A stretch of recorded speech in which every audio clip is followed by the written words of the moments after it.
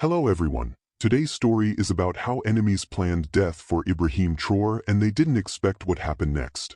The city square in Ouagadougou was alive like never before. From the rooftops to the dusty roads, people gathered shoulder to shoulder, waving flags, beating drums, and chanting Ibrahim Traoré's name until their voices rattled the earth.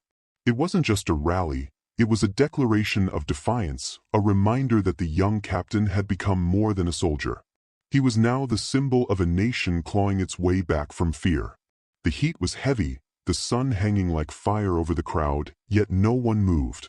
Men raised their fists, mothers hoisted their children onto their shoulders so they could glimpse the man who had promised them dignity. Ibrahim stood tall on the platform, not behind bulletproof glass or armored barriers, but in the open. His uniform was plain, his red beret tucked under his arm.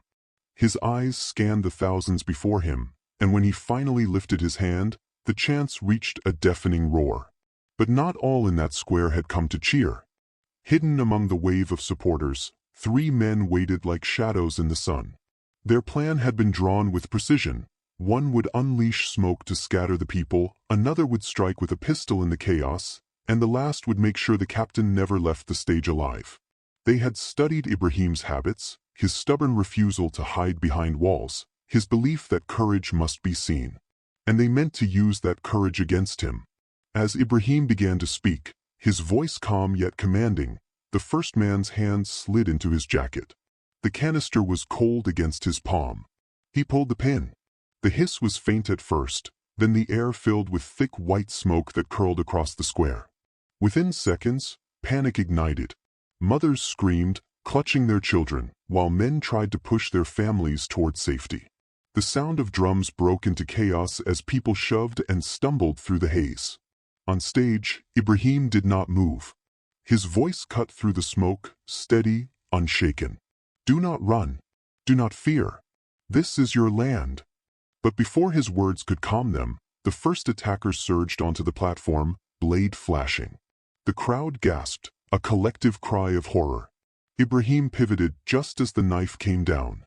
His reflexes were sharp as steel. He seized the man's wrist, twisted it back until the bones cracked, and sent the blade clattering to the floor. A hard shove to the chest sent the attacker tumbling into the wooden railing, collapsing unconscious. For a heartbeat, the crowd believed it was over. But the second man appeared through the smoke, his pistol raised, finger curled on the trigger. The barrel glinted in the sunlight, aimed straight at the captain's chest. Time seemed to slow, the crowd screamed, some dropping to their knees, others covering their faces. Guards tried to push through, but the stampede pinned them in place. Ibrahim's eyes locked on the gun. He didn't flinch. In a single motion, he bent low, snatched a fallen flagpole from the ground, and hurled it with the precision of a spear. The pole spun through the smoke and struck the gunman's wrist with a crack. The pistol flew from his grip and disappeared into the crowd. The man staggered back, clutching his arm in pain, his attack broken before it began.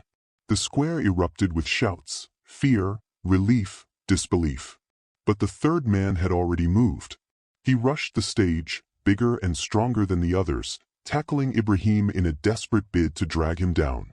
The wooden planks groaned under their struggle as fists and elbows struck in rapid fury. The man drove Ibrahim toward the ground, snarling like an animal, but Ibrahim's training was sharper than brute force. He twisted his hips, shifted his weight, and slammed his knee into the attacker's stomach. The man gasped, the air knocked from his lungs. In one swift motion, Ibrahim spun, grabbed his collar, and flipped him hard onto the boards. The stage shook as the man hit the ground and lay stunned. The smoke began to clear. The 3 attackers were scattered on the platform, one unconscious, one disarmed, one writhing in pain. And there stood Ibrahim Traoré, chest rising and falling, uniform torn, sweat glistening in the sun, but his presence unshaken. Thousands of eyes locked on him in stunned silence. He bent down, picked up the fallen flag from the chaos, and raised it high above his head. His voice thundered across the square, louder than drums, stronger than fear. Burkina Faso will never bow to traitors. We are not afraid, we are free. The silence shattered into an explosion of sound. Cheers roared from every corner, echoing like thunder across the city. People lifted their fists, mothers wept as they hugged their children, and soldiers fought their way through the crowd to shield him, but it was too late. The people had already seen everything. They had seen their leader risk his life with his bare hands. From that day on, whenever enemies whispered of fear, the people told the story of the rally. They told of smoke and knives, of gunfire almost fired, and of how their captain stood in the open, unflinching, until the danger was crushed beneath his feet. And they remembered one truth. On that day, the enemies of Burkina Faso learned that Ibrahim Traoré could not be broken, not by weapons, not by fear, and not by death itself.